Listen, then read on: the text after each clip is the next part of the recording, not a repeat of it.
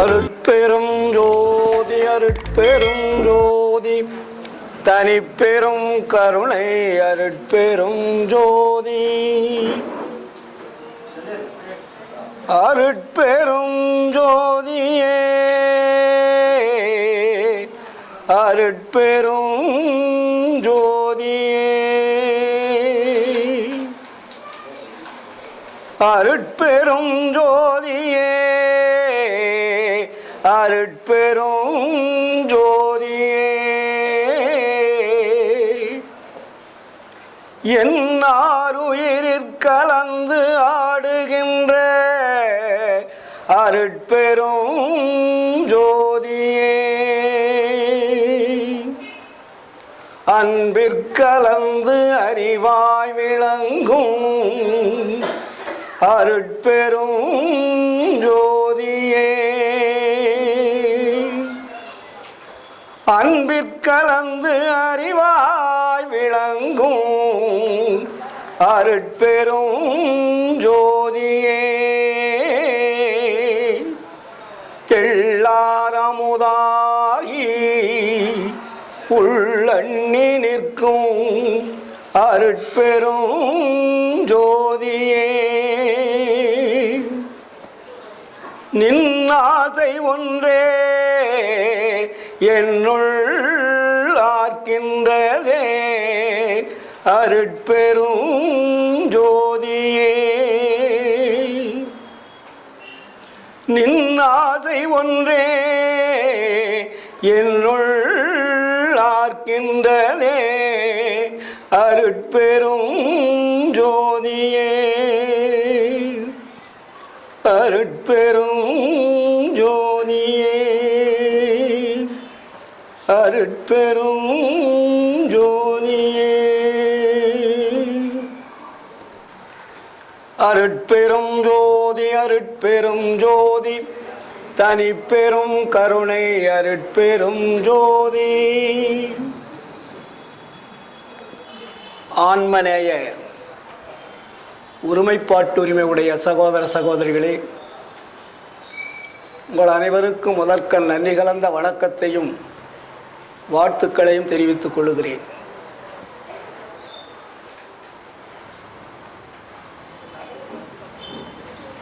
பெங்களூர் மாநகரம்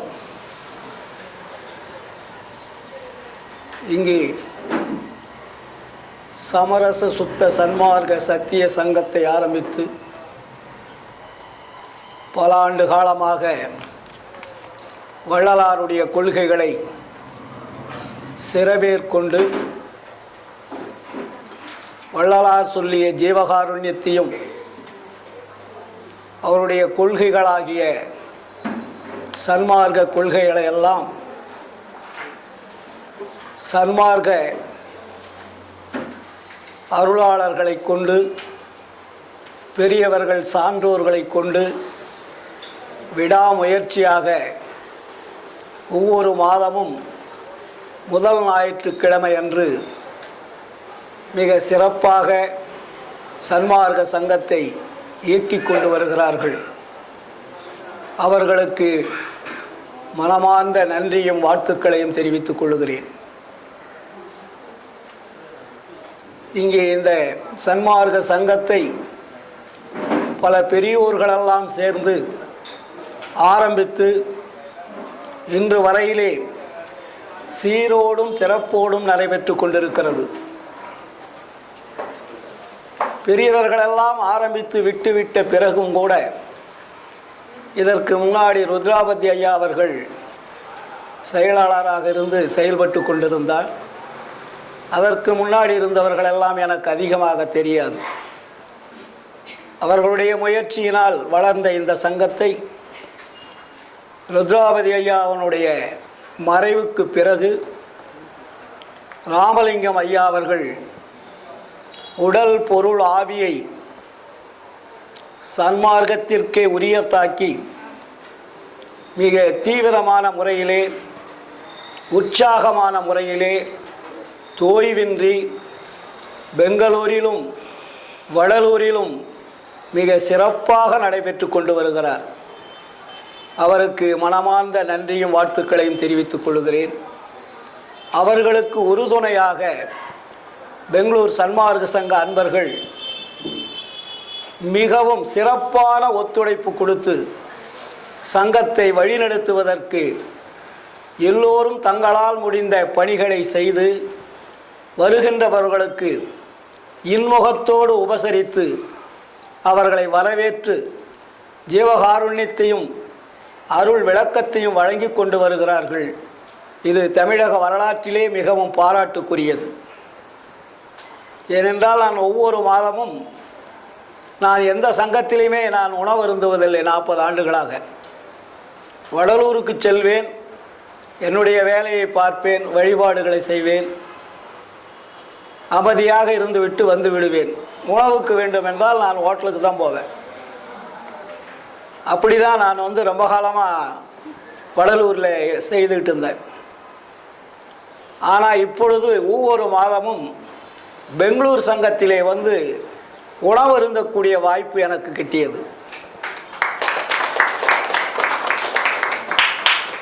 காரணம் என்னவென்றால், ஐயா சொல்லுவார்கள், எங்கே கருணை இயற்கையில் உள்ளன அங்கே விளங்கிய அருட்பெருஞ்சோதி என்று சொல்லுவார். எங்கே அன்பும் உண்மையான உபசரிப்பு இருக்கிறதோ அங்குதான் செல்ல வேண்டும். வயிறு நிறைந்தால் போதாது. எந்த இடத்தில் சென்றால் அந்த உணவுக்கு ஒரு மரியாதை இருக்க வேண்டும். அதை கொடுப்பவர்கள் வருபவர்களுக்குண்டான மரியாதையை கொடுக்க வேண்டும். அது உண்மையான இரக்கமாக இருக்க வேண்டும். இப்படி இருக்கின்ற இடத்திலே அங்கே உணவு அருந்துகின்ற பொழுது அவங்களுக்கு உடம்பிலே ஒரு சார்ஜ் ஏற்படும், மின்சாரம் போல ஒரு பதிவு. அதனால தான் வள்ளல் பெருமான் அதற்கு ஜீவகாருண்ய வல்லபம் என்பார். ஜீவகாருண்யத்தினுடைய வல்லபம் என்னவென்பது சாதாரணமான விஷயம் அல்ல. கொடுப்பவர்களும் மன தூய்மையோடு இருக்க வேண்டும், உண்பவர்களும் மன தூய்மையோடு இருக்க வேண்டும். இந்த ரெண்டும் தான் டேலி ஆகணும். அதில் ஒன்று வேறு விதமாக இருந்தால் அங்கே டேலி ஆகாது. அந்த வகையிலே பார்க்கின்ற பொழுது எவ்வளவு பேர் வந்தாலும் ராமலிங்க ஐயா வடலூரிலே வெளியே நின்று கொண்டு வாருங்கள் வாருங்கள் என்று அழைக்கின்ற அந்த அன்பை பார்க்கின்ற பொழுதே உண்மையிலேயே அது என்ன சொல்லுவதென்றே தெரியாது. சேர் போட்டு உட்காந்துவார், ஒரு நாளைக்கு நின்றுக்குவார், வரவங்களெல்லாம் உள்ளே கூப்பிடுவார். வடலூரிலே எங்கே உணவு இல்லை என்றாலும் பெங்களூர் சங்கத்திற்கு சென்றால் உணவு உண்டு என்பதை நிலைநாட்டி கொண்டிருக்கிறார்கள். அந்த அளவிற்கு அவர்களுக்கு எல்லாம் வல்ல அருட்பெருஞ்சோதி ஆண்டவர் அருள் புரிந்து கொண்டிருக்கிறார். அவருடைய ஆசைகள் அளவில் அடங்காதது. இடத்திலே சொல்லுவார், பக்கத்திலே இடம் கிடைத்தால் அதை வாங்கி ஒரு தியான மண்டபமாக கட்டலாம். பல மாதங்களாக பல ஆண்டுகளாக முயற்சி செய்கிறோம், அவர்கள் எங்கேயோ போய் விலையை சொல்லி கொண்டிருக்கிறார்கள் என்று சொல்லுவார். காரணம், அவருக்கு இன்னும் இதை விரிவுபடுத்த வேண்டும், வரக்கூடிய மக்களுக்கு வசதியான ஒரு சூழலை உருவாக்க வேண்டும் என்ற எண்ணத்திலே மிக தெளிவாக செயல்படுகிறார். நான் 2 ஆண்டுகளுக்கு முன்னாடி வருகின்ற பொழுது ஒரு சாதாரணமாக ஒரு அப்பாவி போல் உட்கார்ந்திருப்பார். ஆனால் இன்று அவருடைய தொழில்களை விட, அவருடைய குடும்பத்தை விட சன்மார்க்கத்தை முழுமையாக, வள்ளல் பெருமான் சொல்லுவார், உடல் பொருள் ஆவி இந்த 3ஐயும் இறைவனுக்கே சமர்ப்பணம் பண்ணுறது, சரணாகதி அடையிறதுன்னு சொல்கிறது. அதுக்கு அந்த சரணாகதியை அவர் அடைந்திருக்கிறார். அவருடைய செயல்பாடுகளை நான் பார்க்கின்ற பொழுது மெய்சிலிர்த்து போவேன். அதுபோல் நீங்களெல்லாம் கொடுத்து வைத்தவர்கள். பெங்களூரில் இருக்கக்கூடிய சன்மார்க்க அன்பர்கள்லாம் அற்புதமான மனிதர்கள், இரக்க குணமுள்ளவர்கள். அதே மாதிரி நம்மளுடைய பெண்கள் தோழிகளெல்லாம் மிக அழகாக பாடுகிறார்கள். அருட்பாவை மிகவும் அழகாக தெளிவாக பாடக்கூடிய அளவிற்கு அவர்களுக்கு அருட்பா அங்கே விளையாடுகிறது. அதெல்லாம் கேட்கின்ற பொழுது, பார்க்கின்ற பொழுது உண்மையிலேயே மகிழ்ச்சி. நான் காலையிலே நமது வாசு அவர்கள் மிக தீவிரமான முயற்சியில், அவர் எப்போ பாரு நான் வர்றதா இருந்தால் ஃபோன் மேலே ஃபோன் பண்ணிக்கிட்டே இருப்பார்.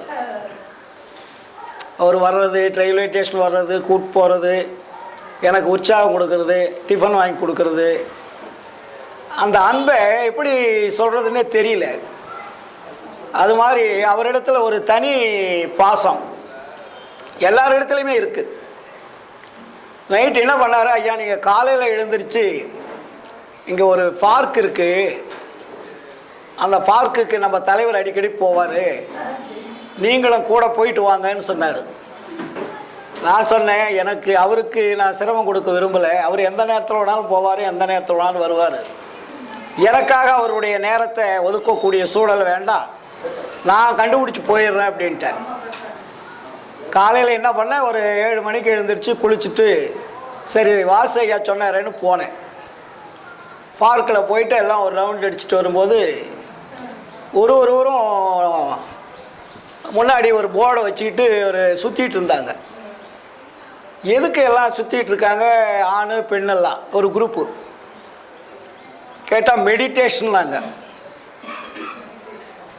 மெடிடேஷன்ற போர்டை மாட்டிக்கிட்டு ஆண் பெண்ணு எல்லாம் சின்ன சின்ன பிள்ளைங்க எல்லாம் வயசானவங்க எல்லாமே. அப்புறம் வந்து எங்கிட்ட ஒரு பொண்ணு வந்து, சார் மெடிடேஷன் டீச் பண்ணலாமா, உங்களுக்கு கொஞ்சம் விளக்கம் சொல்ல.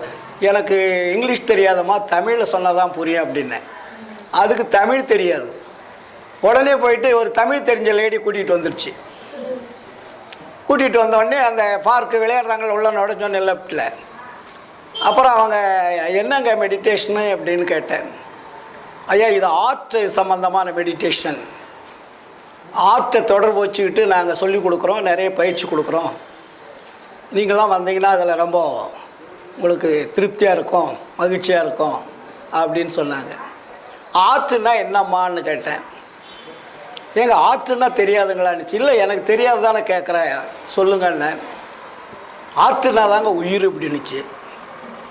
அப்போ அந்த ஆர்ட்டுன்ற உயிர் எங்கம்மா இருக்குது அப்படின்னு கேட்டேன். இங்கே தாங்க இருக்குது அப்படின்னுச்சு. இங்கே இருக்குதுன்னு உனக்கு எப்படிம்மா தெரியும், அந்த இடத்துல பார்த்தியா அப்படின்னு கேட்டேன். என்னடா அந்த ஆள் வேகியானமாக கேட்குறான்னா அந்த அம்மாவை கொஞ்சம் திணறிச்சு. இல்லை சார் இது நாங்கள் இங்கே தான் இருக்குதுன்னு சொல்லி கொடுக்குறோம் அப்படின்னாப்புல. இப்போ ஆர்ட்டுன்னா என்ன, ஆர்ட்ன்றது ஒரு மெட்டீரியல், அது ஒரு ஆக்ஷன், ஒரு இயங்கக்கூடிய பொருள். ரெண்டாவது ஆர்ட் என்பது என்ன, உயிர். உயிர் என்பது என்ன, அது ஒரு இயங்கக்கூடிய பொருள். அப்போ நீங்கள் இயங்கக்கூடிய பொருளை நீங்கள் எப்படி போய் நீங்கள் மெடிடேஷன் பண்ணுவீங்க? ஆர்ட் என்பது ஒரு ஆட்டோமேட்டிக் சிஸ்டம், அது லேப்டாப்னு அடித்துட்டு இருக்கு. அதில் போய் நீங்கள் எப்படி தொடர்பு வைப்பீங்க, அது உங்களுக்கு தெரியுதான்னு கேட்டேன். இல்லைங்க அப்படின்னது. இல்லைம்மா, உடம்பு வந்து ஒரு மாபெரும் சக்தி வாய்ந்த பாடி. இது இந்த இடத்துல எல்லா கருவிகளையுமே உடம்புல இயங்கிக்கிட்டு இருக்கு. அதில் ஆர்ட் என்பது ஒரு பகுதி. ஆர்ட் எங்கே இருக்குது அப்படின்னு கேட்டால் மூளையில் இருக்குதுன்னுச்சு. அப்புறம் மூளை எங்கே இருக்குது அப்படின்னு கேட்டேன். மூளை தலையில் இருக்குது அப்படின்னாவில் மூளையை எப்படி இயங்குது அப்படின்னு கேட்டேன். மூளை தானே இயங்குதுன்னாரு. மூளையும் ஒரு ஜடப்பொருள் தான். மூளை எப்படி இயங்கும், மூளையை இயக்கக்கூடிய ஒருத்தர் இருக்கார், அவர் தெரியுமான்னு கேட்டேன். இது இன்னைக்கு காலையில் நடந்த சம்பவம். மூளையை இயக்கக்கூடிய ஒருத்தர் இருக்கார், அவர் தெரியுமான்னு கேட்டேன். அது முழிச்சுது. அதுதாம்மா உள்ளொளி, அதுக்கு பேர் தான் ஆன்மான்னு சொல்கிறது. அந்த ஆன்மாவிலிருந்து தான் இந்த உடம்புக்குண்டான அத்தனை ஒளிகளையும் தன்னைத்தானே கொடுத்து கொண்டு இருக்கிறது. அதை தெரியாமல் நீங்கள் ஆர்ட் மெடிடேஷனாக எப்படி பண்ணுவீங்க? இது தட் இஸ் ராங் அப்படின்னு நல்லா வாப்பனாக சொன்னேன். அதுக்கப்புறம் உலகத்தில் எல்லாருமே இதை தான் பண்ணிகிட்டு இருக்காங்க. ஒருத்தர் குண்டலினி யோகன்றாரு, ஒருத்தர் ஈசா யோகன்றாரு, ஒருத்தர் ராஜயோகன்றாரு, இல்லையா? இப்படி ஒருத்தரும் ஒரு யோக முறைகளை சொல்லி கொண்டு இருக்கிறார்கள். கடவுள் இந்த உலகத்தில் இத்தனை யோக முறைகளை நமக்கு சொல்லி கொடுக்குறாரா? நம்ம சிந்திக்கணும். நம்ம உடம்புக்குள்ள இருக்கக்கூடிய தலைவன் யார், தலைவன் யாருன்னு தெரியாமல் நம்ம எங்கே தான் போய் எதை தான் தொடர்பு வச்சு என்ன பிரயோஜனம்? எங்கே சுற்றினாலும் நமக்கு ஹெட் ஆஃப் தி டிபார்ட்மெண்ட்டுன்னு ஒன்று இருக்குது. அதனால தான் அதுக்கு பேர் ஹெட்டுன்னு வச்சாங்க தலைக்கு. ஹெட்டுன்னா தலைமை. அப்போ தலைமைக்குள்ள ஒருத்தர் இருக்காரே, அவர் யாருன்னு தெரிஞ்சதா? கழுத்துக்கு மேலே எல்லாமே இருக்குது. அதனால தான் வள்ளலார் சொல்லுவார், உடம்பு இரண்டாக பிரித்தார். கழுத்துக்கு கீழே ஒரு பாற்று, கழுத்துக்கு மேலே ஒரு பாற்று. கழுத்துக்கு கீழே இருக்கிறது பிண்டன்னு பேர், கழுத்துக்கு மேலே இருக்கிறது அண்டன்னு பேர், இல்லையா? அப்போது அண்டத்தில் உள்ளது பிண்டத்தில் உள்ளது, பிண்டத்தில் உள்ளது அண்டத்தில் உள்ளதுன்னு சொல்லுவார். அப்போது அண்டத்திற்கும் பிண்டத்திற்கும் என்ன தொடர்பு? ஒரு மனிதனுக்கு இந்த உலகத்தில் துன்பம் வருது இல்லையா? எல்லாருக்கும் துன்பம் வருது இல்லையா? துன்பம் வராதவங்க யாராவது இருக்காங்களா? இல்லை. துன்பம் ஏன் வருது? துன்பம் என்ன மளிகை கடையில் வாங்குற சாமானமா? தானா வந்துருமா? எப்பயுமே தானா துன்பம் வராது.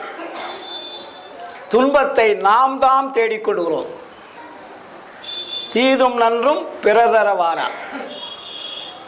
என்ன ஒருத்தர் கேட்டார், ஐயா நீங்கள் மகிழ்ச்சியாக இருக்கிறீங்களான்னு கேட்டார். நான் ஒரு 40 ஆண்டுகளாக மகிழ்ச்சியாக தான் இருக்கிறேன்னு. அதற்கு முன்னாடின்னாரு, அதற்கு முன்னாடி கொஞ்சம் சிரமங்கள் சிக்கல் நிறைய இருந்தது. 40 ஆண்டுகளுக்கு பின்னாடி நான் மகிழ்ச்சியாக இருக்கிறேன்னாரு. எப்படிங்கன்னாரு, நான் வள்ளலார் சொல்லிய வழியை பின்பற்றுகிறேன். வள்ளலார் சொல்லிய வழியை பின்பற்றுகிறேன், ஆதலால் மகிழ்ச்சியாக இருக்கிறேன். அப்போ வள்ளலார் என்ன சொன்னார்? உலகத்தில் இருப்பவர்கள் யாரும் சொல்லாததை சொல்லியிருக்கிறார். இதுவரையில் யாருமே சொல்லாத செய்திகள் எந்த ஞானியுமே சொல்லலை. ஒரு மனிதன் மகிழ்ச்சியாக இருப்பதற்கு என்ன செய்ய வேண்டும், அவனுடைய வாழ்க்கையில் அவன் கடைபிடிக்க வேண்டிய வழிமுறைகள் என்ன, ஆளால் கொண்டு சொல்லிட்டு போயிட்டாங்க. ஒருத்தர் கேட்டால் பிள்ளையார் கோயிலுக்கு போங்க நல்லாயிடுவாங்க, ஒருத்தர் முருகன் கோயிலுக்கு போங்கன்னுவாங்க, ஈஸ்வரன் கோயிலுக்கு போங்க, பெருமாள் கோயிலுக்கு போங்க. அதில் ஒரு குரூப்பு குறுக்க நுழைஞ்சு எங்கள் அல்லா கிட்ட போனீங்கன்னா எல்லாமே நல்லாக்கிடுவாருன்னுவாங்க. அதுக்கப்புறம் இன்னொருத்தர் குறுக்க வந்து எங்கள் இயேசுக்கிட்ட போனீங்கன்னா உங்களுக்கு தூசாக உடம்புல இருக்கிறதெல்லாம் அடிச்சுடுவாருன்னுவாங்க. அப்புறம் புத்தர்கிட்ட போனால் சரணம் கச்சாமின்னு சொல்லுங்கள் சரியாக போயிடுவாங்க. துன்பங்களை வாயிலால் சொல்லுவதால் போய்விடுமா? துன்பம் வாய் வழியாக வந்ததா? உடம்பு பூரா நிறைஞ்சிருக்கு. ஒவ்வொரு நரம்புகளுக்கும் அந்த துன்பங்களை பாஸ் பண்ணிட்டு இருக்குது. அப்போ இந்த துன்பங்களை போக்குவதற்கு என்ன வழி? இதுதானே முக்கியம். நம்ம அருட்பாவை 6000 பாடல்களை படித்து கொண்டிருந்தாலும் நம்முடைய பிரச்சனைகளை தீர்ப்பதற்கு அடிப்படை வழி என்ன? இதை தான் நம்ம முதல்ல தெரிஞ்சுக்கணும். அதை தெரியாமல் தினமும் நம்ம பாடிக்கிட்டு தான் இருக்கிறோம். எல்லாரும் பாடிக்கிட்டே தான் இருக்கிறோம். நானும் ஒரு 40 வருஷமாக 6ஆம் திருமுறையிலேருந்து 1ஆம் திருமுறையிலேருந்து 6ஆம் திருமுறை வரையும் ஒரு பாடல்கள் விடாமல் படித்து படித்து படித்து பார்த்தேன். படித்து விட்ட பிறகு என்ன செய்தோம்? படித்து கொண்டே இருப்பது தானே வாழ்நாள் முழுவதும். அதற்கு மேல் கொண்டு நாம் செய்ய வேண்டிய முயற்சி என்ன? இந்த முயற்சி தான் வள்ளலார் நமக்கு தெளிவுபடுத்துகிறார். சித்திவிளாக திருமாளிகையிலே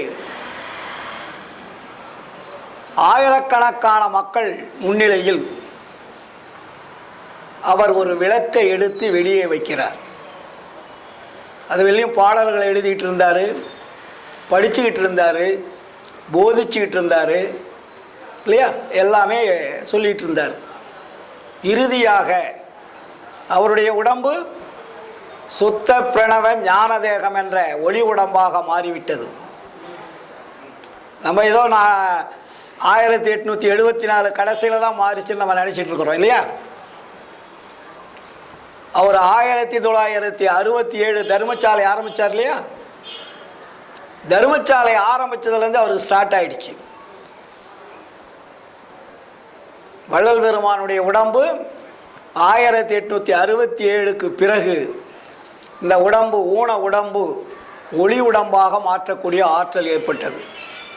இப்போ காலையில் ஒரு சகோதரி பாடினாங்களே, என்ன பாட்டது? காலையிலே அது பாடுங்க.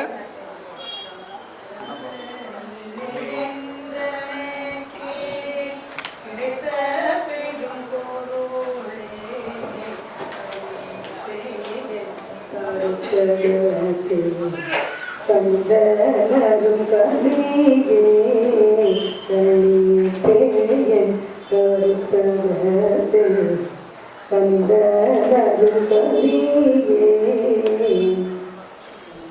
மெல்லிலையும் மயிலே ஒரு மயிலே தவத்தான் மெல்லிலையும் மயிலே ஒரு மயிலே தவத்தான் மேவாகின்ற பெரும் பயணம் விளைவை எல்லாம் தரும் சாலையிலே ஒரு பகலில் தந்த தனிப்பதியே சாலையிலே ஒரு பகலில் தந்த தனிப்பதியே காலையிலே எந்தனக்கே கிடைத்த பெரும் பொருளே கலிப்பேயன் கருத்தகத்தே கந்தனரும் கலியே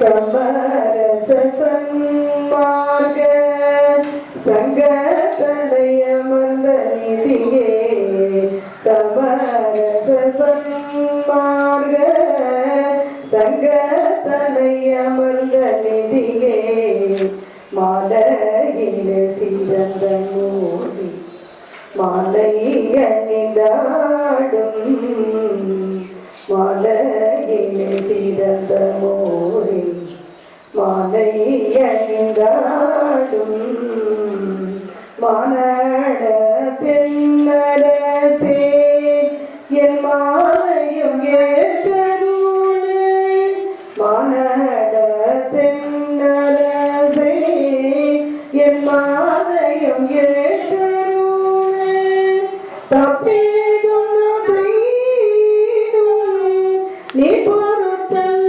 வேண்டும் தலைவாளினை பிரியாத இளமையும் வேண்டுவனே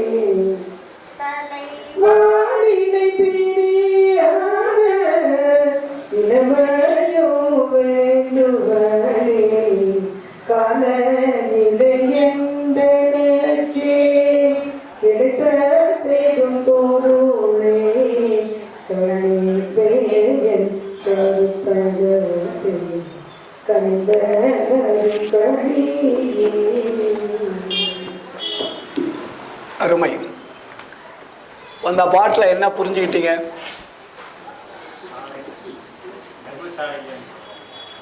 இந்த பாடல் தான் அருள் விளக்க மாலையில் வருது. வாசு கேட்டார் இல்லையா, அருள் விளக்கம் என்றால் என்ன? இந்த பாடலை எங்கே கொண்டு வச்சிருக்காரு? அருள் விளக்க மாலைன்னு பேர். அருள் எப்படி விளங்குகிறது என்பதை சொல்லக்கூடிய பாமாலை. மாலைன்னா பூமாலை அல்ல, பாமாலை. அதனால தான் அதுக்கு அருள் விளக்க மாலை. இந்த பாடலிலே 1867க்கு முன்னாடி ஆண்டவர், அருட்பெருஞ்சோதி ஆண்டவர் உன்னுடைய முழுமையான உண்மை உருவத்தை காட்ட வேண்டும் என்று வள்ளலார் இறைவனிடத்திலே வேண்டிக் கொண்டிருக்கிறார். வேண்டிக் கொண்டிருக்கின்ற பொழுது ஆண்டவர் என்ன சொல்லுகிறார்? நான் சொல்லுவதை செய், என் உருவை நான் காட்டுகிறேன். அதுவரையில் உனக்கு நான் என்னுடைய உருவத்தை காட்ட மாட்டேன் என்று சொல்லுகிறார்.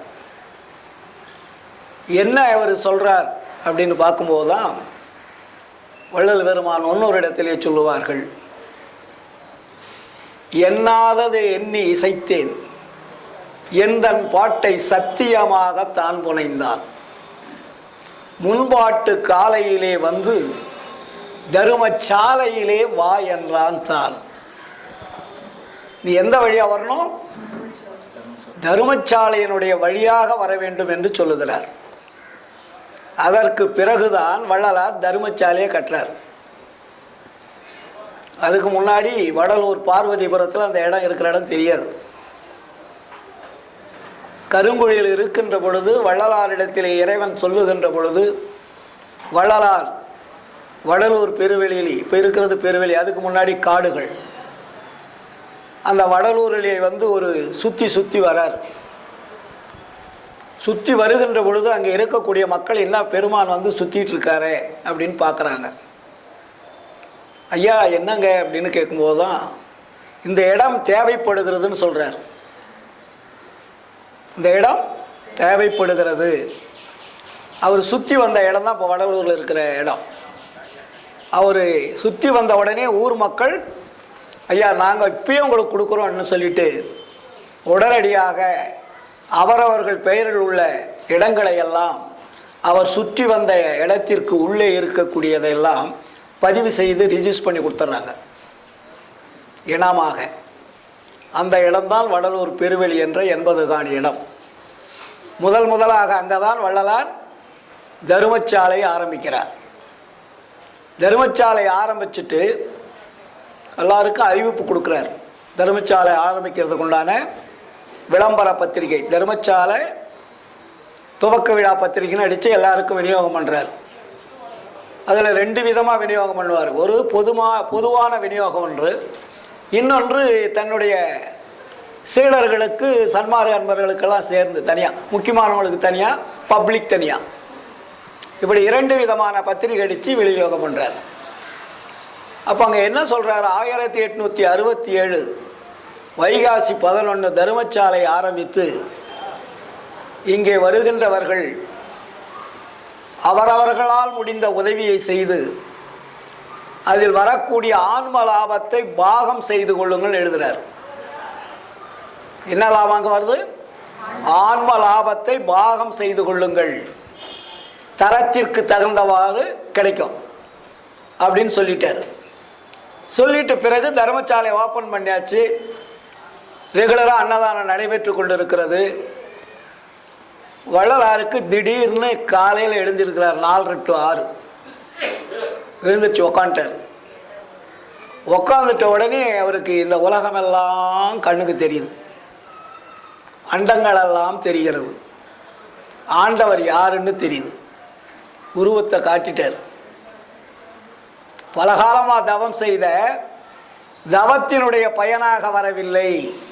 நல்லா கேளுங்க, அந்த பாட்டில் தெளிவாக எழுதியிருப்பார். நான் இவ்வளோ காலமாக பாடிய பாடல்களாலேயோ நான் செய்ய தவத்தாலேயோ எனக்கு கிடைக்கவில்லை. அந்த பாடல் என்ன சொல்றாரு? காலையிலே எந்தனக்கே கிடைத்த பெரும்பொருளே களிப்பே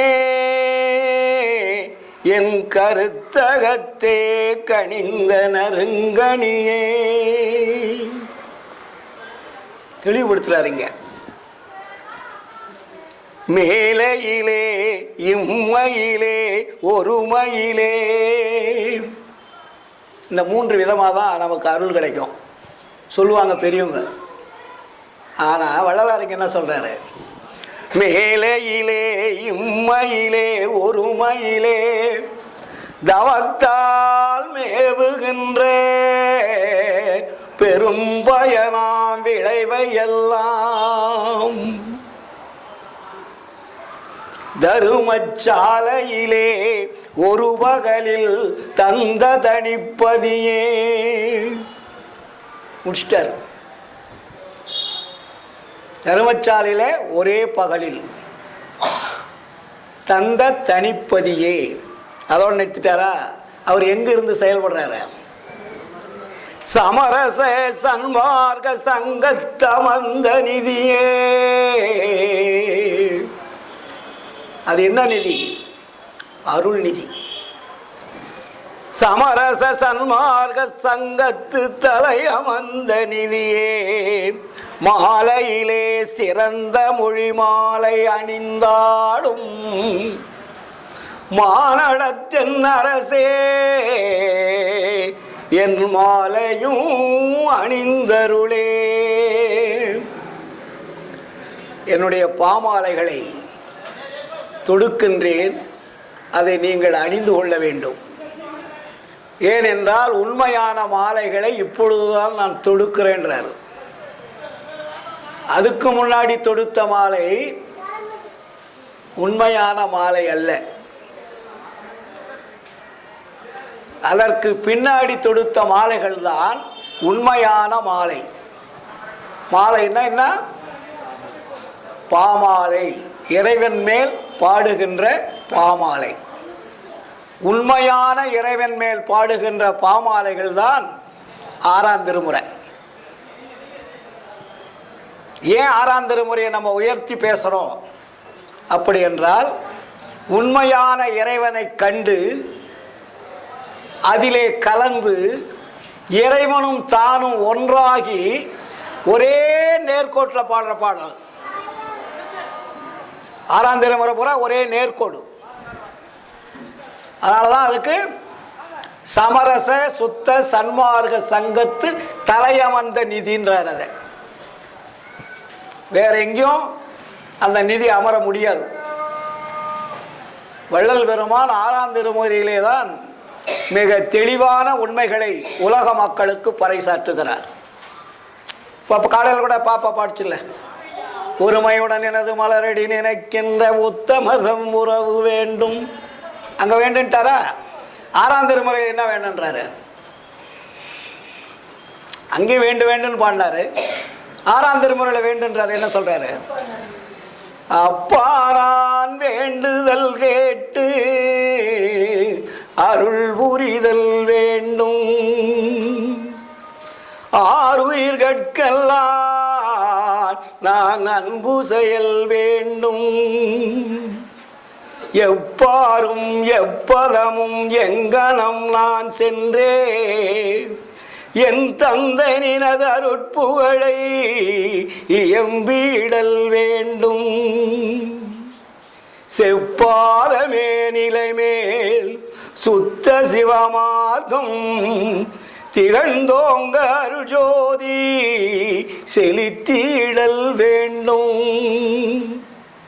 தப்பேது நான் செய்யணும் நீ பொறுத்தல் வேண்டும், தலைவா நினை பிரியாத நிலைமையும் வேண்டுவனே. ஸ்ட்ராங் பண்றார். நான் ஏதாவது குற்றம் குறைகள் செய்திருந்தாலும் இறைவா என்னை விட்டு விலகி விடாதே. ஏனென்றால் உண்மையை உணர்ந்து உலக மக்களுக்கு நான் சொல்லுவதற்காக அனுப்பப்பட்டவன். அதிலே சிறு சிறு குறைகள் இருந்தாலும் கூட அதனால் நீ சொல்லுவது தவறு என்று என்னை ஒதுக்கி விடாதே. ஏனென்றால் முன்னாடி இருந்த ஞானிகளை எல்லாம் அருட்பெருஞ்சோதி ஆண்டவர் ஒதுக்கி விட்டார். ஏன்னா தப்பு தப்பா பாடிட்டு போயிட்டாங்க. அதனாலதான் வள்ளல் பெருமான் என்னை தவறு செய்தாலும் அவர்களைப் போல ஒதுக்கி தள்ளியது போல என்னையும் ஒதுக்கி தள்ளி விடாதீர்கள்.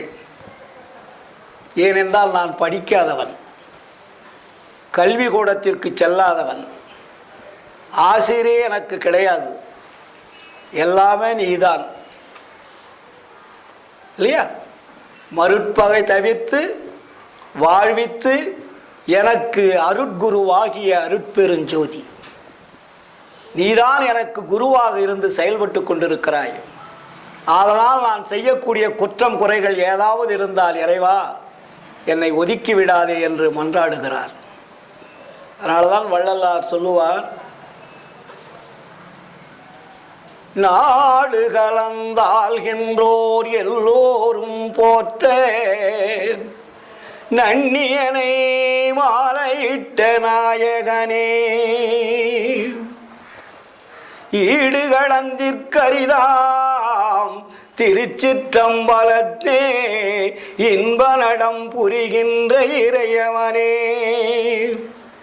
பாடுக என்னோடு கலந்து ஆடுக என்றே எனக்கு பணியிட்டாய், நான் செய்பெறும் பாக்கியம் என்றுணர்ந்தேன், கோடு தவறாது நினை நான் பாடுதற்கு குணப்பொருளும் இலக்கியமும் கொடுத்து மகிழ்ந்தருளே.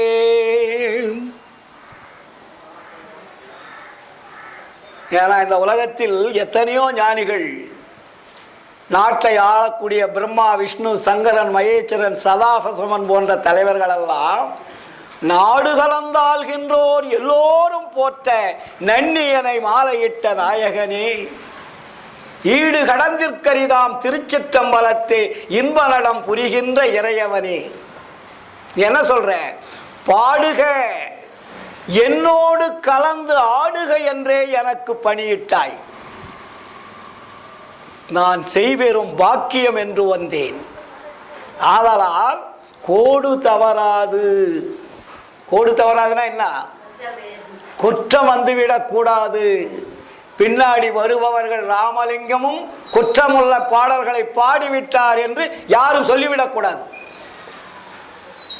கோடு தவறாது உனை நான் பாடுதற்கு குணப்பொருளும் இலக்கியமும் கொடுத்து மகிழ்ந்தருளே என்று சொன்னார். அதனால்தான் நமக்கு கிடைத்த பொக்கிஷம் அளவில்லாத மெய்ப்பொருளை, அளவில் அடங்காத மெய்ப்பொருளை, தடுத்த நிறுத்தி வைக்க முடியாத மெய்ப்பொருளை நமக்கு வள்ளலார் காண்பித்துள்ளார். அந்த மெய்ப்பொருள்தான் அருட்பெருஞ்சோதி. அருட்பெருஞ்சோதியாக, தனிப்பெரும் கருணையாக அண்டகோடிகளெல்லாம் இயக்கிக் கொண்டிருக்கிறது. அந்த ஜோதியைத்தான் சித்தி விழாக திருமாளிகையிலே வள்ளல் பெருமான், இதுவரையில் இருந்தது போல் இனியும் நீங்கள் வீண்காலம் கழிக்காதீர்கள், தயவு செய்து சொல்லுகிறேன் கேளுங்கள், நீங்கள் இதுவரையில் காலங்களை வீண் விரயமாக்கி விட்டீர். எப்படி வீண் விரயமானது? ஜாதி சமய மதங்களினால் வீண் விர மதமாயிற்று. நீங்கள்லாம் நல்லாவே நம்ம நல்லவர்கள் தாங்க. நம்மளை குற்றவாளிகளாக மாற்றியவர்கள் யார்? நம்மளையெல்லாம் குற்றவாளியாக மாற்றியவர்கள் தான் ஜாதி சமய மதத்தை உருவாக்கியவர்கள். இதை நம்ம ஆழமா, இதுதான் விஷயமே இருக்கு. அதனாலதான் அகவல் என்ன சொல்றாரு? ஜாதியும் மதமும் சமயமும் பொய்யென ஆதியில் உரைத்த அருட்பெருஞ்சோதி. உங்களை பேசிக் நீங்க அறியாதவர்களாக, புரியாதவர்களாக, துன்பத்திற்கு ஆளாகக்கூடியவர்களாக இருப்பது எதனால் என்றால் ஜாதி மத சமய கொள்கையினால்தான். அதை நீங்க யாராவது இதுவரையும் விட முடியுதா? பார்த்தீங்களா?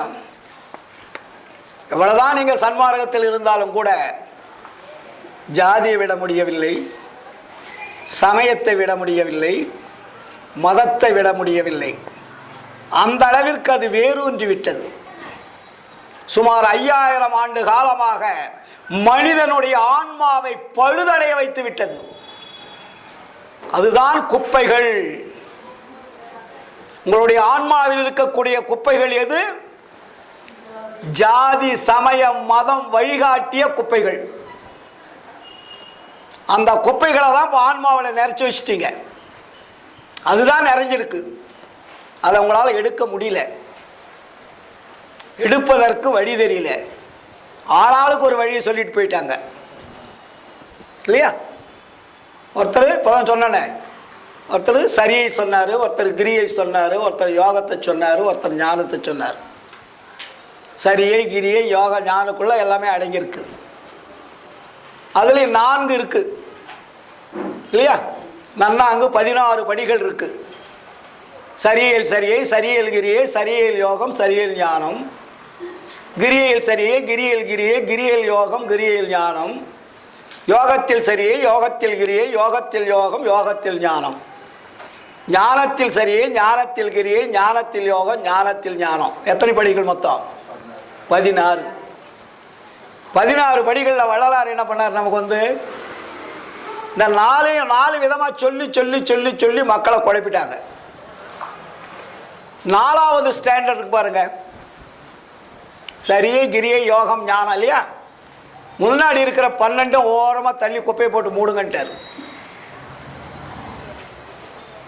4வது வாங்கன்ட்டார்.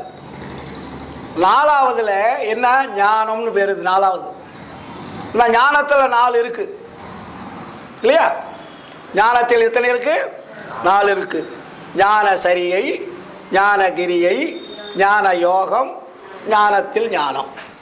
நமக்கு என்ன பண்ணார் வள்ளலார்? சித்தி விளாக திருமாளிகள் விளக்கை எடுத்து வெளியில் வைத்து என்ன சொல்றாரு?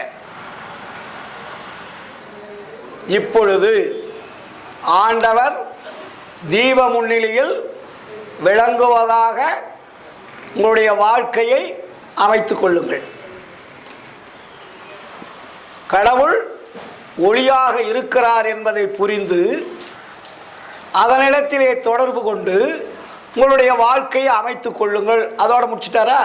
முடிச்சுட்டு ஞான சரியை என்னும் 28 பாடல்களில் கண்டுள்ளபடி உங்களுடைய வாழ்க்கையை அமைத்துக் கொள்ளுங்கன்னு எழுதுறாரு. அதுக்கு என்ன பேர் வச்சாரு? ஞான சரியை. சன்மாரிகளுக்கு முதல் பாடம் எது? ஞான சரியை தான் முதல் பாடம். அதுக்கப்புறம் தான் ஞானகிரியை, ஞான யோகம், ஞானத்தில் ஞானம். நீங்கள் ஃபஸ்ட் ஸ்டாண்டர்ட் பாஸ் பண்ணிட்டீங்கன்னா அடுத்த ஸ்டாண்டர்ட் மடமன்னு வந்துடலாம். ஆனால் நீங்கள் நம்ம ஃபஸ்ட் ஸ்டாண்டர்ட்லேயே ஃபெயில் ஆகிட்டு தான் இருக்கிறோம். ஆற்றுல ஒரு கால், சேத்துல ஒரு கால். காலம் இல்லை. நம்ம நாளைக்கு வள்ளலார் கொடுப்பாரு, வள்ளலார் கொடுப்பாரு, வள்ளலார் கொடுப்பாரு நீங்கள் நினச்சிட்டு இருந்தீங்கன்னா ஏமாந்துருவீங்க. முயற்சி இல்லாதவங்களுக்கெல்லாம் வள்ளலார் கொடுக்கவே மாட்டார். எல்லாம் கடவுள் செயல், எல்லாம் கடவுள் செயல்னு சொல்லிட்டு நீங்கள் மோடியாக இருந்தீங்கன்னாக்கா கடவுள் கை தான் விடுவார். பிடிச்சிங்கன்னா தான் அவர் நம்மளை விட மாட்டார் இல்லையா? அவரை நம்ம பிடிக்கணும். நம்ம பிடிச்சா அவரும் நம்மளை விட மாட்டார். அதுக்கு தானே தனிப்பாடலில் போட்டார். என்ன போட்டார்? கைவிட மாட்டான் என்று ஊது ஊது சங்கே, கனக சபையான் என்று ஊது ஊது சங்கே. நீங்க பிடிச்சிட்டீங்கன்னா அவர் உங்களை பிடிச்சிக்குவார். குரங்கு குட்டி பிடிக்குதா? குரங்கு குட்டிய எதை பிடிக்குது? தாயை பிடிச்சிக்கோ. அது எல்லா மரமும் தாவி தாவி தாவி தாவி போகும். இது பிடிச்ச புடி, குரங்கு புடின்றாங்கல்ல, இது விடவே விடாது.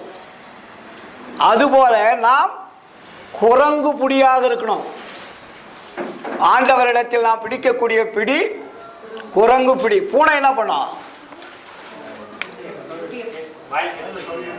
அது தூக்கிட்டு போவோம். அது தூக்கிட்டு போய் என்ன பண்ணும்? அது கொஞ்சம் பால் குடிச்சு வளர வெளியும் பார்த்துட்டு அதுக்கப்புறம் விட்டுட்டு போயிடும். அது போய் அது இஷ்டம் போல போக ஆரம்பிச்சிடும். அது மாதிரி போகக்கூடாது. நம்ம குரங்கு புடியாக இருக்க வேண்டுமே தவிர பூனை புடியாக இருக்கக்கூடாது. எவ்வளோ நாளைக்கு நம்ம அப்பா நம்மளை தூக்கி வச்சுக்கிட்டே இருப்பார்? குழந்தையா இருக்கும்போது தூக்கி வைப்பார். ஒரு 6வது 7வது வரையும் கொஞ்சம் தூக்க முடிகிற அளவுக்கு தூக்குவார். அதுக்கப்புறம் என்ன பண்ணுறாரு? விட்டுட்டு நடந்து வாங்கலான்னு சொல்லிடுறாரு இல்லையா? அதுதான் பூனையினுடைய வழி. நம்ம குரங்கனுடைய வழியில் இருக்கணும். அவர் விட்டா கூட நம்ம விடக்கூடாது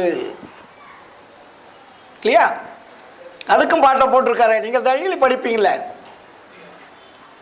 பட முடியாது இனி துயரம் பட முடியாதரசே, பட்டதெல்லாம் போதும் பயம் தீர்த்து இப்பொழுதே, என் உடல் பொருளாவியெல்லாம் நீ எடுத்து கொண்டு. கொடுக்கிறார் பாரு எப்படி. நம்ம கொடுப்போமா? உடல் பொருளாவியலாம் நீ எடுத்து கொண்டு உன் உடல் பொருளாவியலாம் உவந்தனக்கே அளிப்பாய். வடலூர் சிற்றம்பலத்தே வாழ்வாய் என் கண்மணியே நன்மணியே பொன்மணியே நடராஜமணியே. கொடுக்கணும். இப்போ நான் சொன்னேன் இல்லையா, ராமலிங்க ஐயா என்ன பண்ணார்? இப்போ உடல் பொருள் ஆவியும் கொடுத்துட்டா இருப்போம். அதனால தான் அவரால் ஃப்ரீயாக இயங்க முடியுது. இல்லாட்டி அங்கே வீட்டில் விட மாட்டாங்க. அப்போ இறைவனிடத்திலே தன்னுடைய உடல் பொருள் ஆவியம் சரணடைகின்ற பொழுது அவர் நம்மளை விடுவாரா? விடவே மாட்டார், நம்மளை பிடிச்சிக்குவார். நம்ம கொடுத்தாதான் இறைவன் கொடுப்பார். நீங்கள் அவருக்கு ஒன்றும் கொடுக்க வேண்டாம், அவர் கொடுத்ததை திருப்பி கொடுங்க. அவர் கொடுத்ததை நீங்கள் திருப்பி அவர்கிட்ட கொடுத்துட்டீங்கன்னா மேற்கொண்டு அவர் கொடுப்பார். என்ன கேட்குறாரு வள்ளலாரே, எனக்கு உடல் பொருள் ஆவி கொடுத்த இந்த உடல் பொருள் ஆவியை நான் திருப்பி கொடுக்குறேன். திருப்பி கொடுத்துட்டுப்பாடு. இவர் வேற ஏதாவது கேட்டார். என்ன கேட்டார் பார்த்தீங்களா? உன்னுடைய உடல் பொருள் ஆவியெல்லாம் எனக்கு கொடுன்னு கேட்டார். நீ என்கிட்ட கொடுத்ததை நான் கொடுத்துட்டேன் இல்லையா? உங்க உடல் பொருள் ஆவினா என்னம்மா? நமக்கு இறைவன் கொடுத்தது 3 சுதந்திரம். இந்த உலகத்தில் வாழ்வதற்காக இறைவனால் நமக்கு கொடுக்கப்பட்ட சுதந்திரம் 3. இந்த 3 சுதந்திரத்தை வச்சுக்கிட்டு தான் இப்போ நம்ம ஆடிக்கிட்டு இருக்கிறோம். தேக சுதந்திரம், போக சுதந்திரம், ஜீவ சுதந்திரம். இந்த 3 சுதந்திரமும் இறைவனால் இந்த உலகத்தில் வாழ்வதற்காக கொடுக்கப்பட்டது. இந்த 3 சுதந்திரத்தை வச்சுட்டு நீங்கள் என்ன வேணாலும் பண்ணலாம், தடையே கிடையாது. அதனால் வரக்கூடிய துன்பத்தையும் நீங்கள் தான் அனுபவிக்கணும். இதைத்தான் வள்ளலார் நினைத்தார். இந்த 3 சுதந்திரமும் என்னிடத்தில் இருக்கின்ற வரையில் எனக்கு மரணம் வரும் என்பதை நான் தெரிந்து கொண்டேன். ஏன்னா என் இஷ்டத்துக்கு நான் விளையாடுறேன்ல. தேக சுதந்திரம், போக சுதந்திரம், ஜீவ சுதந்திரம். இந்த 3 சுதந்திரத்தினால் இந்த உலகத்தில் நான் வாழுகின்ற பொழுது இறுதியிலே எனக்கு கிடைப்பது எது என்றால் மரணம். இந்த சுதந்திரத்தை நான் திருப்பி கொடுத்தால்தான் அருள் சுதந்திரம் என்பது எனக்கு கிடைக்கும். அந்த உண்மையை வள்ளலார் புரிஞ்சிட்டார். உலகத்தில் யாருமே புரியல. அப்போ இந்த சுதந்திரத்தை 3 நான் கொடுத்து விட்டேன். கொடுத்து விட்ட பிறகுதான் இறைவன் முழு சுதந்திரத்தை வள்ளலார் கொடுத்தார். அதனால்தான் நீ நினைத்த நன்மையெல்லாம் யாமறிந்தோம், நினையே நேர்காண வந்தோன்னாரு. பேட்டி எடுக்கிறதுக்கு வராருங்க சித்தி விழாக திருமாளிகளுக்கு ஆண்டவர். பத்திரிகையாளர்கள்லாம் பேட்டி எடுக்க வராங்க இன்னைக்கு, முக்கியமான ஆளுங்களை. டிவி நிலையம் பத்திரிகைலாம் வருது இல்லையா? அப்போ இறைவன் என்ன பண்ணுறார்? சித்தி விழாக திருமாளிக்கு வந்து வள்ளலாரை பேட்டி காண்கிறார். பேட்டி காண்கின்ற பொழுதுதான் இவருடைய உண்மையை அறிந்து உணர்ந்து வள்ளலாரை அருட்பெருஞ்சோதி ஆண்டவர் ஏற்றுக்கொண்டார். அது மாதிரி நம்ம என்ன பண்ணணும்? 3 சுதந்திரத்தை நாம் இறைவனுக்கு கொடுக்கணும். இறைவனுக்கு கொடுக்கறதுனா என்ன அர்த்தம்? சரணாகதின்னு அர்த்தம்.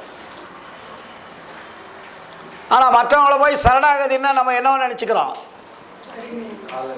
பொண்டாட்டி விட்டு போயிடுது, பிள்ளை விட்டு போயிடுது, வீட்டை விட்டு போயிடுது, சன்னியாசியாக போயிடுது, மரம் கொகையெல்லாம் போய் உக்காந்துக்கிறதுன்றது அது அர்த்தம் இல்லை.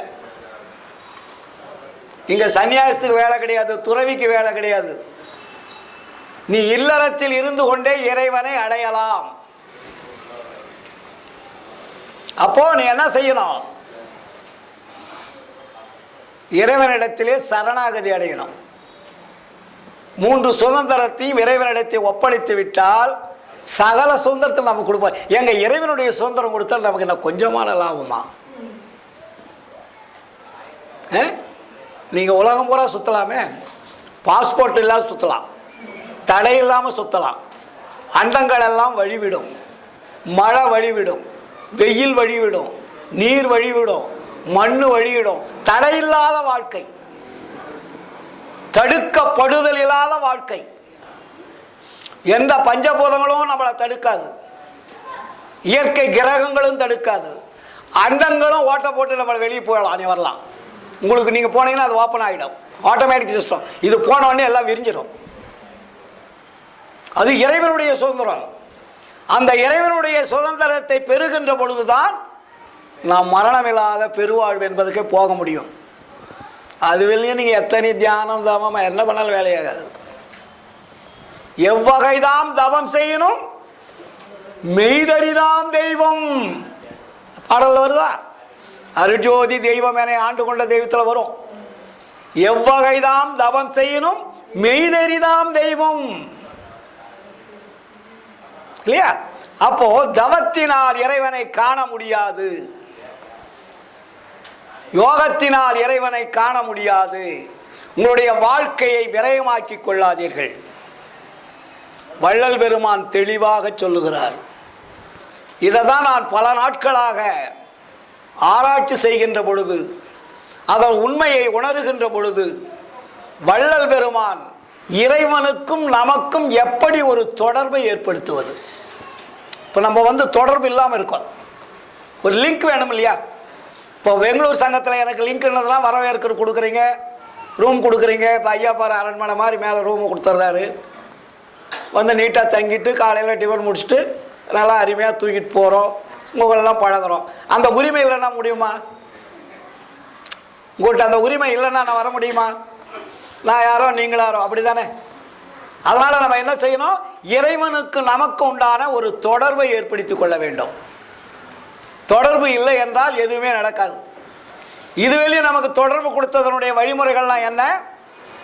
தவறான வழிமுறைகள். நீங்கள் எந்த தொடர்பிலே இறைவனை சென்று பார்க்க சென்றாலும் அத்தனையும் தவறான வழிமுறைகளே தான். ஆனால் வள்ளலார் 2 வழி தான் சொல்லியிருக்கார் இல்லையா? 2 வழி. என்ன வழி?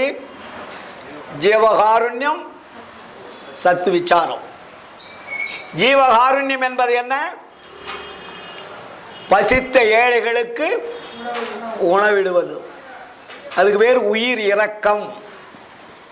உயிர் மேல் இரக்கம் கொள்வது. இரக்கம் என்பது வேறு, அன்பு என்பது வேறு. நம்மெல்லாம் அன்பு செலுத்துங்க அன்பு செலுத்துங்கன்னு சொல்றோம் இல்லையா? அன்பெல்லாம் செலுத்தவே முடியாது. அன்பை யாருக்கிட்ட செலுத்தணும்? இறைவன்கிட்ட தான் செலுத்தணும். உயிர்களிடத்தில் இரக்கம் காட்ட வேண்டும், இறைவனிடத்தில் அன்பு செலுத்த வேண்டும். அன்பு நீ எல்லார்கிட்டையுமே செலுத்த முடியாது சார். இப்போ நம்ம பேசுறது தான் எல்லாமே பேசுவாங்க, அன்பு அன்பு, அன்பே சிவன் சொல்லிட்டாங்க நம்ம ஆளுங்க இல்லையா? அன்பே சிவன் தான் சொல்றாங்க. அப்போ எங்க கொண்டு போய் சிவத்துக்கிட்ட பார்க்கணும்? அன்பை தானே காட்டணும். அன்பை யாரிடத்தில் செலுத்த வேண்டும் என்றால் இறைவனிடத்திலே செலுத்த வேண்டும். அன்புக்கு பல கோணங்கள் இருக்கிறது. நம்ம வீட்டில் எல்லார்கிட்டையும் ஒரே மாதிரி அன்பு செலுத்த முடியுமா உங்களால? கணவன்கிட்ட அன்பு வேறு, அப்பா அம்மா கிட்ட அன்பு வேறு, குழந்தைகிட்ட அன்பு வேறு, உறவினர்கிட்ட அன்பு வேறு இல்லையா? நண்பர்கிட்ட அன்பு வேறு, வேலை செய்கிற இடத்துல அன்பு வேறு. அன்பு அங்கே பிரியும், ஒரே தன்மையாக இருக்காது. அதே மாதிரி தயவு. தயவு என்பதும், தயவு என்பது என்ன? தயவுன்னா என்ன நினைச்சிட்டு இருக்குது வெளியோ? தயவு தயவுன்னு எல்லாம் சொல்லிட்டு இருக்கிறோம் இல்லையா? தயவுன்னா என்ன சார்?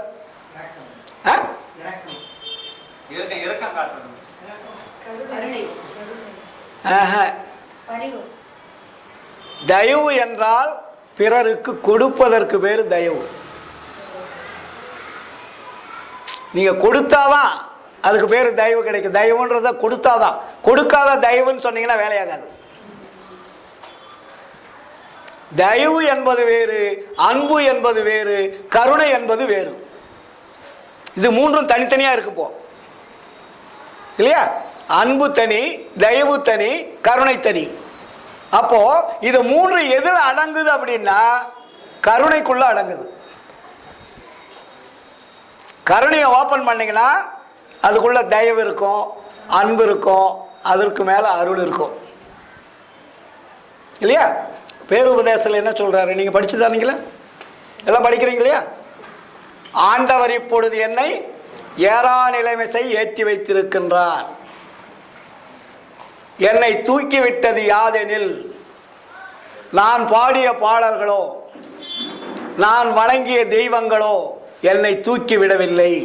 நல்லா படிக்கணுங்க. நான் பாடிய பாடல்களோ நான் வணங்கிய தெய்வங்களோ என்னை தூக்கி விடவில்லை. என்னை தூக்கிவிட்டது யாதெனில் அன்பு, தயவு, கருணைதான் என்னை தூக்கிவிட்டது. இதுக்கு மேல ஒரு விளக்கம் நமக்கு வேணுமா? நீங்களும் என்னை போல் அன்பு, தயவு, கருணையை வரவழைத்துக் கொண்டால் ஏறா நிலைமை ஏறலாம். இதுவரையில் யாரும் ஏற முடியாத இடத்திற்கு ஏறலான்னு அர்த்தம். நீங்க சொர்க்கத்துக்கு போறதுக்கு இங்க வேலை கிடையாது, நரகத்துக்கு போறது வேலை கிடையாது, கைலாயத்துக்கு போகிறதுக்கெல்லாம் இங்கே வேலை கிடையாது. அதெல்லாம் நம்ம அமெரிக்கா ரஷ்யாவில் போய் பார்த்துட்டு வர மாதிரி. இது அண்ட கோடிகளெல்லாம் செல்லக்கூடிய இடம். சன்மார்க்கம் என்பது தடையில்லாத மார்க்கம், எங்கு வேண்டுமானாலும் செல்லக்கூடிய மார்க்கம். இது எங்கே போக வேண்டிய இடம்? அருள்வெளிக்கு போகணும். இடையில் இருக்கிற இடத்துக்கு போகிறதில்ல. இடைவெளி வேறு, அருள்வெளி வேறு. இடைவெளி, வெளி இதே வெளி தானே.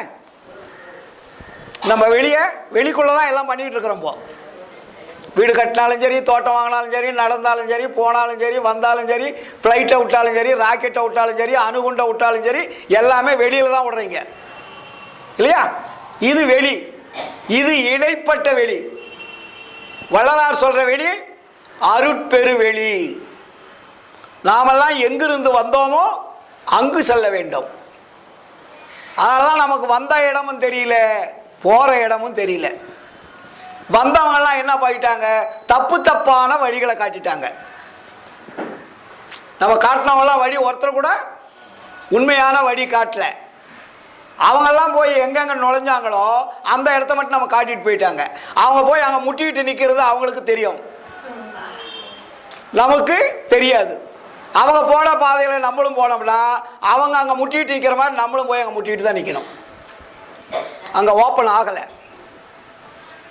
அருட்பெரு வெளிக்குள்ள எந்த ஞானியும் இதுவரையில் நுழைந்ததாக வரலாறுகள் கிடையாது. அதனாலதான் வள்ளலார் சொன்னார், நீரிலே கலந்தவர்கள், மண்ணிலே கலந்தவர்கள், அக்னியில் கலந்தவர்கள், காற்றில் கலந்தவர்கள் எல்லாரும் இருக்காங்க இல்லையா? நம்ம நாட்டில் எத்தனையோ சித்தர்கள் யோகிகள் எல்லாம் ஒன்றுலையும் சமாதியில் கலந்தவங்க இருக்காங்க இல்லையா? மண்ணில் கலந்தவங்களாம் சமாதின்னு அர்த்தம். அப்புறம் நீரில் கலந்தவங்க, காற்றில் கலந்தவங்க, அக்னியில் கலந்தவங்களாம் இருக்காங்க. ஆனால் இவங்கெல்லாம் எங்கே இருக்காங்கன்னு யாருக்காவது தெரியுமா? எல்லாமே எல்லைக்கு வெளியில் தான் நிற்கிறாங்க. அதனால தான் வள்ளலார் சொன்னார், வையகத்தீர் வானகத்தீர் மற்றகத்தீர் உமது வாழ்க்கையெல்லாம் வாழ்க்கையென மதித்து மயங்காதீர். நீ வையத்தில் கலந்தாலும் சரி, வானத்தில் கலந்தாலும் சரி, மண்ணில் கலந்தாலும் சரி, தண்ணியில் கலந்தாலும் சரி, உங்கள் வாழ்க்கைலாம் வாழ்க்கை கிடையாது, அன்ஃபிட்டன்டர். எவ்வளவு பெரிய துணிச்சல்! ஒரு உண்மையை தெரியாமல் இருந்தால் இதை சொல்ல முடியுமா? அப்போ வள்ளலார் கலந்த இடம் எது? அருட்பெரு வெளியில், அருட்பெரு உலகத்து, அருட்பெரும் தலத்து மேல் நிலை மேல். படிக்கிறீங்கல்ல, அட்டகத்தினுடைய முதல் பாட்டு என்ன? அருட்பெரு வெளியில் பூரா முடிப்பாரு. அந்த பாடல், ஒரு பாடல், அந்த 8 வரியில் எல்லா விஷயத்தையும் அடக்கிட்டார் இல்லைங்களா? அப்ப அந்த அருட்பெரு வெளி என்ற இடத்திற்கு செல்லக்கூடிய தகுதியைத்தான் நாம் பெற வேண்டும். அங்கிருந்து தான் நம்ம வந்தோம். ஏன் அங்கே போகணும்? நம்ம அங்கிருந்து வந்ததுனால நம்ம அந்த இடத்துக்கு தான் போகணும். இப்போ நீங்கள் எல்லாம் வீட்டிலேருந்து வந்திருக்கிறீங்க, மறுபடியும் எங்கே போவீங்க? வீட்டுக்கு தானே போவீங்க. வேற இன்னொரு வீட்டுக்கு போய் நுழைஞ்சா என்ன ஆகும்? அதே தான். நாம் எங்கிருந்து வந்தோமோ அங்கு செல்ல வேண்டும். நமக்கு வந்த இடமும் தெரியவில்லை, போகும் இடமும் தெரியவில்லை. வந்தவர்கள் வழிகாட்டினார்கள், தவறான வழியை காட்டினார்கள். அவர்களும் தவறு செய்தார்கள், நம்மையும் தவறு செய்ய தூண்டிவிட்டார்கள். நாம் உண்மை என்று நம்பிக்கொண்டிருக்கிறோம், பொய் உண்மை என்று நம்பிக்கொண்டிருக்கிறோம். அதனாலதான் வள்ளலார் சொன்னாரு, அவங்கெல்லாம் எங்க இருக்கிறாங்களாம்? பொய் பிடிச்சவங்களாம் எங்க சார் இருக்காங்க? அப்போ அதுக்கும் பாடல் கொடுக்குறாரு ஐயா.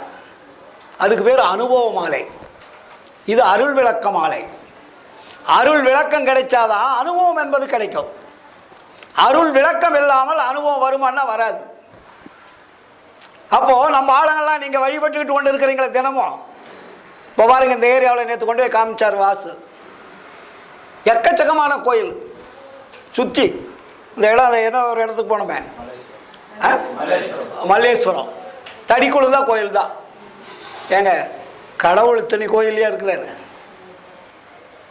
நமக்கு எது ஏதோ நம்ம அறிவு சார்ந்த தேடல் இருக்கிறோம். ஆனால் இதுக்கு மட்டும் நம்ம அறிவு வேலை செய்யறதே கிடையாது. எல்லாருமே எதில் சூனியமாக இருக்கிறோம்னா கடவுள் கொள்கையில் தான் சூனியமாக இருக்கிறோம். மீது எல்லாமே தெளிவாக இருக்கிறீங்க. ஒரு சேலை எடுக்கணும்னா கூட 10 கடை ஏறி இறங்குறீங்க. ஒரு நகை வாங்கினா 10 கடை ஏறி இருக்கு. ஒரு அரிசி வாங்கினா 10 தடவை வாயில் போட்டு பார்க்குறீங்க. இல்லை 1 லிட்டர் வாங்கிட்டு போய் வேவடிச்சு நல்லா இருக்குதுன்னா மறுபடியும் வாங்குறீங்க. ஆனால் கடவுள் கொள்கையில் எவ்வளோ ஒரு அசால்ட்டாக இருக்கிறோமே. நம்மை படைத்த இறைவனை நாம் தெரிந்து கொள்வதற்கு நம்ம அதில் தான் அறியாமையில் இருக்கோம். எல்லாத்துக்கும் அறியாமை. எது படித்தவனாக இருந்தாலும் சரி, அவன் படிக்காத வந்தாலும் சரி, எல்லாருமே அதில் தான் ஜீரோ. கடவுள் கொள்கையில் மட்டும்தான் உலகில் உள்ளவர்கள் அத்தனை பேரும் ஜீரோக்களாக இருக்கிறார்கள். அதனால தான் வள்ளலார் சொன்னார், என்ன பித்துலகிறேன்னாரு. பித்துலகிறனா என்ன? பைத்தியக்காரர்கள். நாம் எல்லாம் பைத்தியக்காரர்கள். காடு வெத்தி நிலந்திருத்தி காட்டெருவும் போட்டு கரும்பை விட்டு கடுவிரைத்து கழிக்கின்ற உலகீர் கூடு விட்டு போயினவின் எது புரிவீர்? ஐயோ எங்கே குடியிருப்பீர்? பாடுபட்டீர் பயனறியீர் பாழ்கரைத்து கழித்தீர். பட்டதெல்லாம் போதும் பரமர் வருதருணம் ஈடு கட்டி வருவீரேல் இன்பமிக பெறுவீர். என்மை உரைத்தேனல நான் உண்மை உரைத்தேனே. இல்லையா? எவ்வளோ அழகா சொல்றார் இல்லையா? அப்ப என்ன, இந்த உடம்பு எப்படி கிடைத்தது? சாதாரணமாக கிடைச்சதா? எத்தனை கோடி பிறவிகள் வாழ்ந்து அந்த வாழ்க்கையில் கிடைத்த ப்ரொமோஷன் பர்த் தான் மனித தேகம். நம்ம கிடைச்சிருக்குது ப்ரொமோஷன். இது சுப்ரீம் பவர் பாடி. இந்த பாடி எங்க போகணும்? கடைசியில் இந்த உடம்பும் உயிரும் ஆன்மாவும் எங்க போகணும்? இறைவன்கிட்ட போகணும். இதை தழுவ விட்டு விட்டீர்களானால் மறுபடியும் அடுத்த பிறவி என்ன என்பது தெரியாது. Be careful. இது விளையாட்டு அல்ல, கதைகள் அல்ல, கற்பனைகள் அல்ல. வேத ஆகமங்கள் புராணங்கள் இதிகாசம் சொல்லக்கூடிய சூது அல்ல. நல்லா புரிஞ்சுக்கணும். அதனாலதான் வள்ளலார் சொன்னார், வேதாகமங்கள் என்று வீண்வாதம் ஆடுகின்றீர் வேதாகமத்தின் விலை அறியீர். சூதாக சொன்னதால் உண்மை வெளி தோன்ற உரைக்கவில்லை என்ன பயனோ இவை? குளிரோண்டி புதைங்கடான்னார். வேதங்கள் ஆகமங்கள் புராணங்கள் இதிகாசங்கள் எல்லாம் கதைகளாக கற்பனைகளாக உண்மையாக இருப்பது போல் மக்கள் சமுதாயத்திற்கு காட்டி மக்களை அலைய விட்டிருக்கிறார்கள். இன்னும் மக்கள் அலைந்து கொண்டே இருக்கிறார்கள். ஒரு இடத்துல அலையறீங்க. ஒரு தெய்வத்தை விட்டா இன்னொரு தெய்வம், இன்னொரு தெய்வத்தை விட்டா இன்னொரு தெய்வம், பக்கத்து வீட்டுக்காரன் சொன்னா ஒரு தெய்வம், எதிர் வீட்டுக்காரன் சொன்னா ஒரு தெய்வம். இவர் ஒரு சாங்கியம் சொல்லுவார், இல்லாட்டி அவரு ஒரு சாங்கியம் சொல்லுவார். இவர் ஒரு விரதம் இருக்கு சொல்லுவார், அவர் ஒரு விரதம் இருக்கு சொல்லுவார். என்னங்க இது? இதெல்லாமா வள்ளலாறு ஆண்டவர் நமக்கு சொல்லி கொடுத்தாரு.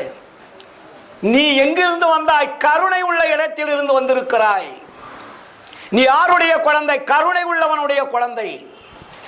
அது சாதாரண கருணை கிடையாது, தனிப்பெருங்கருணை. அந்த தனிப்பெருங்கருணையுடைய குழந்தைகளாகிய நாம் என்ன பெற வேண்டும்? தனிப்பெருங்கருணை தானே பெறணும்.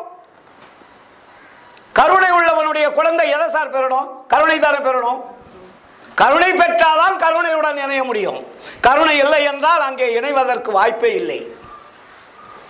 தெளிவா சொல்றார். பண்ணாத தீமைகள் பண்ணுகின்றீரே, பகராத வைமொழி பகருகின்றீரே, கண்ணாக காக்கின்ற கருத்ததனை நினைத்து கண்ணார நீர் விட்டு கருத்தறியீரே, நல்லாத தீயனம் நண்ணுகின்றீரே, நடவாத நடத்தைகள் நடக்க வந்தீரே, என்னாதது என்னமும் நேருமோர் காலம் எத்துணை கொள்கின்றீர் பித்துலகீரே. என்னாதது என்ன எப்போ வருமா? மரணப்படுக்கையில். இதுவரையும் தெரியாது, வயது முதிர்ந்தாலும் தெரியாது. மரணப்படுக்கையில் இருக்கின்ற பொழுதுதான் நமக்கு ஐம்புலன்களும் அங்கே ஆட்டம் கண்டு கொண்டிருக்கும். உயிர் துடிதுடித்துக் கொண்டிருக்கும். ஆன்மா தன்னுடைய ஒளியை கொடுப்பதற்கு நிறுத்தி கொண்டிருக்கக்கூடிய நேரம் அது. ஒளியை எப்பொழுது நிறுத்துகிறதோ அப்பொழுது உயிரும் கிடையாது, உடம்பும் கிடையாது. அதுக்கு பேர் என்ன? டெத், பிணம். அந்த நேரம் வருகின்ற வரையில் நீங்கள் பொறுமையாக இருக்கலாமா? என்ன அர்த்தம்? நீங்கள் பொறுமையாக இருக்கின்ற வரையில் ஆபத்து யாருக்கு என்றால் நமக்குத்தான் ஆபத்து இல்லையா? மரணம் வரையில் எங்குருவீர். மரணம் வரும்போது என்ன செய்ய போறீங்க இல்லையா? அதனால்தான் வள்ளலார் சொல்வார், உற்றமொழி உரைக்கின்றேர் ஒருமையனால் உமக்கு உறவன நீ பகவன எண்ணாதீர் உலகீர் கற்றவரும் கல்லாரும் அழிந்திட காண்கின்றீர் கரணமெல்லாம் கலங்க வரும் மரணமும் சம்மதமோ இற்றிதனை தடித்திடலாம் என்னோடு சேர்ந்திருமின் என் மார்க்கம் இறப்பொழிக்கும் சன்மார்க்கம் தானே. என்னுடைய மார்க்கம் என்ன மார்க்கம்? இறப்பை ஒழிக்கும் மார்க்கம். உலகத்திலே துன்பத்திலே பெரிய துன்பம் எது என்றால் மரணம். அதை விட துன்பம் உலகத்தில் எதுவுமே கிடையாது. அதனாலதான் அதுக்கு பேர் மரண வேதனைன்னு வருவள்ளலார். ஜனன வேதனை, நரக வேதனை, மரண வேதனைன்னாரு. இந்த மூன்று வேதனையும் சேர்ந்தது தாண்டா பசி வேதனைன்னாரு. பசி வேதனையை கொண்டாந்து எங்க போட்டார் பார்த்தீங்களா? பசி இந்த மூன்று வேதனை கொடுமையான வேதனை. எது? ஜனன வேதனை, மரண வேதனை, நரக வேதனை. இந்த மூன்று வேதனையும் ஒன்றோட ஒன்று சேர்ந்ததுதான் பசி வேதனை. பசி பற்றி இந்த உலகத்தில் யாருமே இப்படி சொன்ன வரலாறு கிடையாது. அப்போ இறைவனால் கொடுக்கப்பட்ட பசி என்பது என்ன? அதுக்கு நியதி சட்டம்னு பேரு. இறைவனால் கொடுக்கப்பட்ட சட்டத்தில் எல்லா உயிர்களுக்கும் பசி என்பது கொடுக்கப்பட்டது. எந்த உயிர்களுக்குமே பசி இல்லாத உயிர் உலகத்திலே கிடையாது. ஞானியா இருந்தா கூட அவனுக்கு பசிக்கும், துறவியா இருந்தாலும் பசிக்கும். அதனாலதான் வள்ளுவர் சொன்னார், துறந்தார்க்கும் துவாதார்க்கும் இறந்தார்க்கும் இல்வாழ்வான் துணைன்னார் இல்லையா? துறந்தவனா யாரு? எல்லாத்தையும் விட்டு போனவன். துவாதவனா யாரு? எல்லாத்தையும் வச்சிட்டு இருக்கிறவன். இறந்தாருன்னா யாரு? பிச்சை எடுக்கிறவன். இது எல்லாருக்கும் யாரு துணையா? இல்லத்தான். குடும்பத்தில் சோறாக்கள்னா மற்றவங்களுக்கு போட முடியுமா? இல்வாழ்வான் துணை. இங்க ரெண்டு. இல்வாழ்வான் என்பது குடும்பத்தினரையும் குறிக்கும், உடம்பில் இருக்கக்கூடிய ஆன்மாவையும் குறிக்கும். இந்த உடம்பை யாரு காப்பாத்திட்டு இருக்காங்க? உடம்புள்ள இருக்கக்கூடிய இல் என்றால் உள்ளே. இல் வாழ்வான், உள்ளே வாழ்பவன் யாரு? ஆன்மா. ஆன்மா இல்லை என்றால் உடம்பு இல்லை இல்லையா? அதனால நம்ம ரொம்ப எச்சரிக்கையா இருக்கணும். பெங்களூர் சங்க அன்பர்கள் எல்லாம் ரொம்ப தெளிவானவங்க. நிறைய நீங்க ஆயிரக்கணக்கான சன்மார்க்க அன்பர்கள் பேசியிருப்பாங்க, நீங்க கேட்டிருப்பீங்க இல்லையா? ஏன்னா நான் சொல்லுவேன் அடிக்கடி, பேசுபவர்களை விட கேட்பவர்கள் அறிவாளிகள். ஏன்னா பேசுறது 1 மணி நேரம் நாங்கள் பேசிட்டு போயிடுவோம். ஆனால் நீங்கள் ஒவ்வொரு மாதமும் பேசுகிறவங்களாம் கேட்டுக்கிட்டே இருக்கிறீங்க. நீங்கள் தான் அதை ஜல்லடை போட்டு ஜலிச்சு அரிசி வேறையா, கல் வேறையா, நொய் வேறையா பிரிக்கணும். அது உங்ககிட்ட தான் இருக்குது இல்லையா? அப்போ அந்த தெளிவு என்பது யாருக்கு தேவைப்படுகிறதோ அவர்கள் அந்த உண்மையை எடுத்துக்கொள்வார்கள். எவ்வளோ பேர் தான் சரக்கை விற்றாலும் அந்த சரக்கு யாருக்கு தேவை அவங்க தானே வாங்குவாங்க. தேவையில்லாதவங்க சரக்கு வாங்க மாட்டாங்க. அப்போ தேவையில்லாத சரக்கு விற்றாலும் கண்டுக்க மாட்டாங்க. தேவையான சரக்காக இருக்கணும், அது ஏற்றுக்கொள்ளதாக இருக்கணும், அது நமக்கு உபயோகமாக இருக்கணும். அப்படி இருந்தால்தான் அது விலை போகும். அதனால் நமக்கு ஒரு லாபம் கிட்டும். இல்லை என்றால் லாபம் கிட்டாது இல்லையா? அதனால தான் எல்லாருமே சொற்பொழி பண்ணுவாங்க, யாருமே குறைந்தவர்கள் அல்ல. ஆனால் வள்ளலாருடைய அருட்பாவை உண்மையை ஒளிவு மறைவில்லாமல் தெள்ள தெளிவாக எடுத்து கொடுக்கணும் மக்களுக்கு. அவங்க ஏற்றுக்கிறாங்களோ இல்லையோ, தேவைப்படும் போது அவங்களுக்கு பயனுள்ளதாக இருக்கும். இன்னைக்கு கொஞ்சம் அசட்டையாக இருக்கலாம், நாளைக்கு நமக்கு அது யூஸ்ஃபுல்லாக இருக்கும் இல்லையா? ஏன்னா நமக்கு அந்த துன்பம் வரும்போது அது தேவைப்படும். இன்பம் இருக்கிற வழியை அதை கண்டுக்க மாட்டோம்.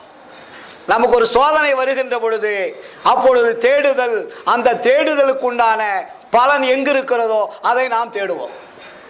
நோய் வந்தால் தான் நம்ம மருந்து கடைக்கு போகிறோம், டாக்டர்கிட்ட போகிறோம். நோய் வராத இருக்கிற வழி அதை நினைக்க மாட்டோம். ஆனால் நம்ம என்ன சொல்கிறோம், இப்போ நோய் வராமல் பாதுகாக்கக்கூடிய வழி சுத்த சன்மார்க்கம் என்பது எது? டாக்டர்கிட்ட போகிற வழி அல்ல, டாக்டர்கிட்ட போகாமல் இருக்கக்கூடிய வழி. வருமுன் காப்பது இல்லையா? இப்போ நாங்கள்லாம் அப்படி தான் வருமுன் காப்பதை தான் காத்துட்ருக்குறோம். நாங்கள் எந்த டாக்டர்கிட்டையும் போகிறதில்ல, எந்த மருந்தும் சாப்பிட்றதில்ல. ஒரு நாள் கூட உடம்பு சரியில்லைன்னா நான் கடவுள் என்ன படுக்க வைக்கல. எனக்கு துணை கூட எங்கள் வீட்டில் சொல்லுவாங்க, ஏங்க 70 வயசு ஆகிடுச்சு, கூட யாராவது துணை கூட்டிகிட்டு போங்க. ஆமாம், எனக்கு துணை எனக்கு ஏங்க எனக்கு எவ்வளோ பெரிய ஒரு ஆற்றல் மிகுந்த ஒரு துணையாக இருக்கும்போது இவங்க துணையெல்லாம் எது வெளியே நிற்கும்? நான் பிடித்திருக்கிறவர் யார் என்பது எனக்கு தெரியுமே.